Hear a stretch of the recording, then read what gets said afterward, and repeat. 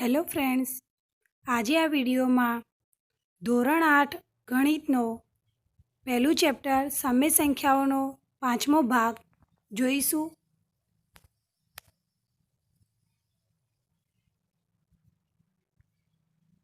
જેમાં આપણે સમય સંખ્યાના ભાગાકાર કરતા શીખીશું. સમય સંખ્યાના ભાગાકાર શીખતા પહેલાં આપણે વિરોધી સંખ્યા વિશે માહિતી મેળવી લઈશું. અહીં આપણે સૌપ્રથમ વિરોધી સંખ્યાનો પરિચય કેળવીશું. તો પૂર્ણાંક સંખ્યાઓની અંદર આપણે શીખી ગયા છીએ કે 5ની વિરોધી સંખ્યા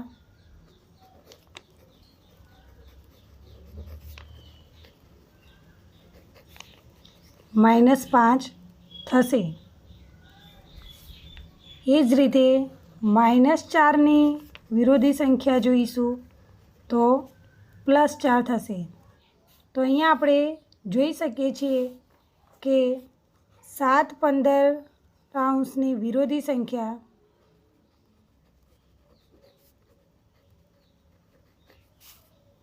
-7/15 થશે. એટલે કે જો કોઈ સંખ્યા ધન હોય તો તેની વિરોધી સંખ્યા એ જ સંખ્યા ઋણ હોય. અહીંયા હું -21 નીચે 112 લખું તો એની તમારે વિરોધી સંખ્યા લખવી હોય તો આ જ સંખ્યા ધન થશે. એટલે કે 21 નીચે 112. અહીં તમને કેટલીક વિરોધી સંખ્યાઓ લખવાની છે અને પ્રેક્ટિસ કરવાની છે. હવે આપણે વ્યસ્ત સંખ્યાનો પરિચય કેળવીશું. તો અહીંયા આપણે શીખી ગયા છીએ કે 5નો વ્યસ્ત 1/5 થાય. એટલે કે 5ના નીચે છેદમાં 1 હોય જ એટલે આપણે 1ને ઉપર લઈ જઈશું અને 5ને નીચે રાખીશું. એટલે કે સંખ્યાને ઉલટાવી દઈશું તો આપણને તે સંખ્યાનો વ્યસ્ત સંખ્યા મળશે.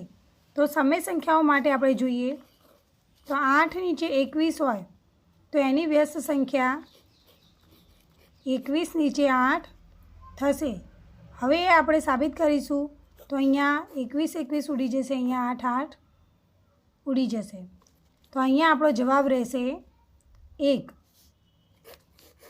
તો જે બે સમય સંખ્યાનો આપણે ગુણાકાર કરીએ અને આપણો જવાબ 1 આવે તો એ બંને સંખ્યાઓ સમય સંખ્યાઓ એકબીજાની વ્યસ્ત કહેવાય. બીજું એક ઉદાહરણ જોઈએ. -5/7 -7 નીચે 5. તો અહીંયા આપણે ઉડાડી દઈશું. 7 ઉડી જશે, 5 ઉડી જશે. હવે અહીંયા ઉપર -1 ગુણ્યા -1. અહીંયા પણ માઇનસ છે ને અહીંયા પણ માઇનસ છે એટલે અહીંયા -1 વધશે ને અહીંયા પણ -1 એટલે આપણો જવાબ આવશે 1. તો અહીંયા આ બંને સંખ્યાઓ એકબીજાની વ્યસ્ત છે.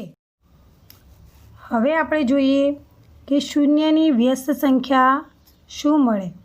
તો શું શૂન્યની વ્યસ્ત સંખ્યા હોય તો આપણે અહીંયા કોઈ એક સંખ્યાનો શૂન્ય જોડે ગુણાકાર કરીશું. તો અહીંયા આપણે જોઈશું કે આપણો જવાબ 0 જ આવશે. કોઈ પણ સંખ્યા લઈએ, એ સંખ્યા ધન હોય કે ઋણ હોય, -3/2 શૂન્ય જોડે ગુણાકાર કરીશું તો પણ આપણો જવાબ 0 જ આવશે. તો અહીંયા જવાબ આપણો 0 આવતો હોવાથી શૂન્યની આપણને વ્યસ્ત સંખ્યા મળે નહીં.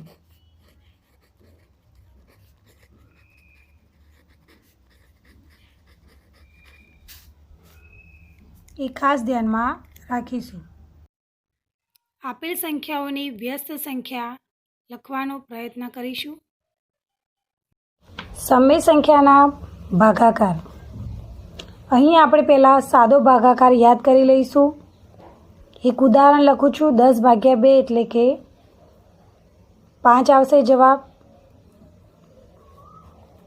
કોઈપણ સંખ્યાનો આપણે 1 વડે ભાગાકાર કરીશું તો આપણો જવાબ તે સંખ્યા પોતે જ આવશે. હવે આપણે સમય સંખ્યાના ભાગાકાર જોઈશું. 2/3 ભાગ્યા 4/3। અહીંયા તમને એક ઉદાહરણ આપ્યું છે। હવે એને આપણે અહીંયા 2/3 જે ભાગાકારની નિશાની છે એને ગુણાકાર કરી દઈશું અને એના પછીની જે સમય સંખ્યા હોય એને આપણે ઉલટાવી દઈશું, એટલે કે એની વ્યસ્ત સંખ્યા લખીશું।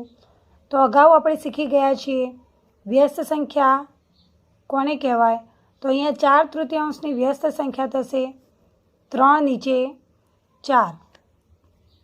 અતિ સંક્ષિપ્ત રૂપ આપીશું, એટલે કે એમાંથી જે ઉડતું એ ઉડાડીશું। તો અહીંયા 3 3 ઉડી જશે, અહીંયા 2 દુ 4। અંશની અંદર જોઈશું કશું નથી એટલે આપણે 1 લખીશું અને નીચે છેદમાં 2। તો અહીં આપણો જવાબ આવશે 1/2। ભાગાકારની અંદર ક્રમનો નિયમ લાગુ પડે છે કે નહીં એ જોઈશું। અહીંયા મેં એક ઉદાહરણ લખ્યું છે -5/4 ભાગ્યા 3/7। તો પહેલાં આપણે આ દાખલો ગણીશું। તો અહીંયા -5/4 ભાગાકારની નિશાનીને ગુણાકાર કરીશું, એના પછીની સંખ્યાની આપણે વ્યસ્ત સંખ્યા લખીશું, એટલે કે 3/7ની વ્યસ્ત સંખ્યા થશે 7/3। અંશ છેદમાં જો કંઈ ઉડતું હોય તો ઉડાડીશું। અહીંયા કશું નથી ઉડતું એટલે આપણે ગુણાકાર કરી દઈશું, એટલે કે -5 × 7 નીચે 4 × 3, એટલે કે -35 નીચે 4 તરી 12। તો હવે આપણે ક્રમ બદલીશું અને દાખલો ગણીશું। તો અહીંયા 3/7 ભાગ્યા -5/4 3/7 ભાગાકારના ગુણાકાર કરીશું -4/5, કારણ કે આપણે 5/4ની વ્યસ્ત સંખ્યા લખવાની છે। અહીંયા અંશનો ગુણાકાર કરીશું -12 છેદમાં ગુણાકાર 7×5 35। તો તમે જોઈ શકો છો કે સમય સંખ્યાઓ માટે ભાગાકારમાં ક્રમનો ગુણધર્મ લાગુ પડતો નથી। જૂથનો નિયમ। તો અહીં સમય સંખ્યાઓના ભાગાકાર વિશે આપણે જૂથનો નિયમ લાગુ પડે છે કે નહીં એ જોઈશું। અહીંયા તમને એક ઉદાહરણ આપેલું છે 1/2 ભાગ્યા કૌંસની અંદર -1/3 ભાગ્યા 2/5। તો અહીં સૌપ્રથમ આપણે જે કૌંસમાં ભાગાકાર આપેલો છે એ દાખલો ગણીશું। તો જે રીતે આપણે ભાગાકાર શીખ્યા હતા એ જ રીતે -1/3 ભાગાકારનો ગુણાકાર કરીશું, એના પછીની સંખ્યાની વ્યસ્ત સંખ્યા લખીશું, એટલે કે 5/2।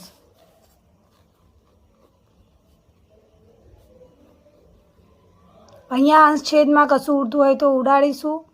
અહીંયા કશું ઉડતું નથી તો આપણે ઉપરનો અંશનો ગુણાકાર કરી દઈશું -1 × 5, એટલે કે -5 અને નીચે 3 × 2 એટલે કે 3 દુ 6। હવે આપણે આ બે સમય સંખ્યાઓનો ભાગાકાર કરીશું।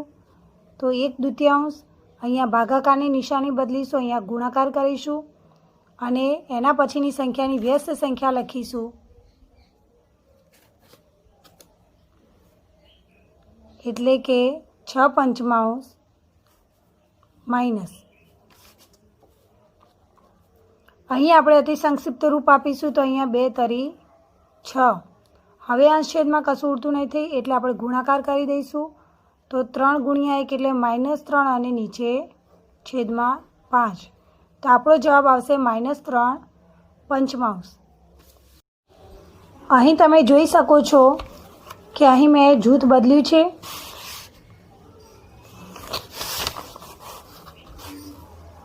તો અહીં આપણે આ જે જૂથ બનાવ્યું છે એ દાખલો પહેલાં ગણીશું। 1/2 ભાગાકારનો ગુણાકાર ઉલટાવી દઈશું, એટલે કે એની વ્યસ્ત કરીશું। તો -3 નીચે 1 ભાગ્યા 2/5 એમના એમ રાખીશું। અંશ છેદનો ગુણાકાર કરી દઈશું અને જો અતિ સંક્ષિપ્ત રૂપ આપી શકાય એવું હોય તો આપી દઈશું। અહીંયા નથી આપી શકાય એવું એટલે આપણે ગુણાકાર કરી દઈશું। તો -3 અને નીચે આવશે 2 × 2 ભાગ્યા 2/5। -3/4 ભાગાકારની નિશાનીને ગુણાકાર કરી દઈશું અને એના પછીની સંખ્યાનો વ્યસ્ત લખીશું, એટલે કે 5/2. તો અહીં આપણું અંશ છેદમાં જો હજી કંઈ ઉડતું હોય તો ઉડાડીશું. તો અહીંયા કશું ઉડતું નથી તો ગુણાકાર કરી દઈશું. તો -3 × 5 15 અને નીચે 2 દુ 4. તો અહીં આપણો જવાબ આવશે -15 નીચે 4 અને અહીં જવાબ હતો -3 નીચે 5. તો અહીં તમે જોઈ શકો છો કે સમય સંખ્યાઓમાં ભાગાકારમાં જૂથનો નિયમ લાગુ પડતો નથી, એટલે કે દાખલો ગણતી વખતે આમ તમે જૂથ બદલી શકો નહીં. અહીં પ્રેક્ટિસ વર્ક માટે કેટલાક દાખલા આપ્યા છે જે જાતે ગણવાનો પ્રયત્ન કરીશું.